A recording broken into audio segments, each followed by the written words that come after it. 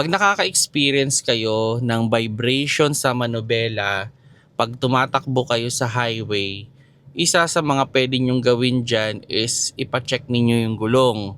Baka may bukol or kailangan siyang i-tire balancing. Yun yung nilalagay dun sa parang machine na nilalagay ng tingga. Isa yan. Or pwede nyo ring ipacheck yung kanyang wheel alignment kung pantay ba. Or ipacheck nyo rin yung kanyang wheel bearing at yung kanyang CB joint. Baka may problema na yan kaya nagbabibrate yung inyong manobela. Hello mga paps, I'm Kuya Shane at naka-receive tayo ng or actually hindi naman na-receive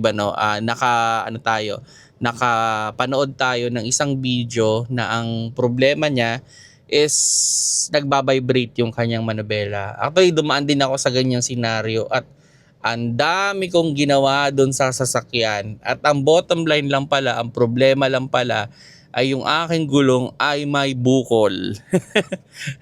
May bukol yung gulong kaya pala vibrate ng vibrate, no? So ang dami ko nang ginawa, pinalitan ko na yung rotor disc or nagpalit ako hindi ko na pina-resurface, pinalitan ko na, nagba-vibrate pa rin.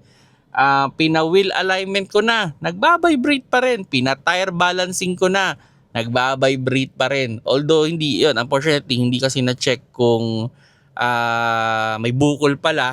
So, balancing lang yung ginawa talaga. So, hindi doon nakita. Nakita na lang nung actually, ang last phase ko na nun is pinapalitan ko yung gulong. And yun, nakita na nga doon na yun nga, may bukol siya. Although maliit lang, pero pag tumatakbo kasi ng mabilis, ramdam yung vibrate ng manobela. So yun yung idea mga paps, no. Kung sakali man na nagba-vibrate yung manobela ninyo, especially pag dumadaan kayo sa isang smooth na asphalt tas mabilis, yun, ipa-check nyo dyan is yung tire balancing. So yun nga yung paglalagay ng tingga, wheel alignment, yung pagpantay ng gulong. Pa-check nyo na rin yung gulong ninyo kung may bukol, baka yun nga, nangyayari naman yan sa gulong, lalo na pag nalubak kayo ng matindi, pwedeng mangyari yan. Or pwede rin naman na may problema kayo sa wheel bearing. Although sa wheel bearing kasi normally may ugong. Pero may mga pagkakataon din na walang ugong, so baka doon din yung problema, no? Or yun, pa-check nyo rin yung CB joints ninyo, baka kailangan na siyang palitan or sira na, wala na siyang, punit na yung yung kanyang tawag doon, yung goma, so wala nang grasa kaya nagba-vibrate na rin yung ating manobela gamit yon, no.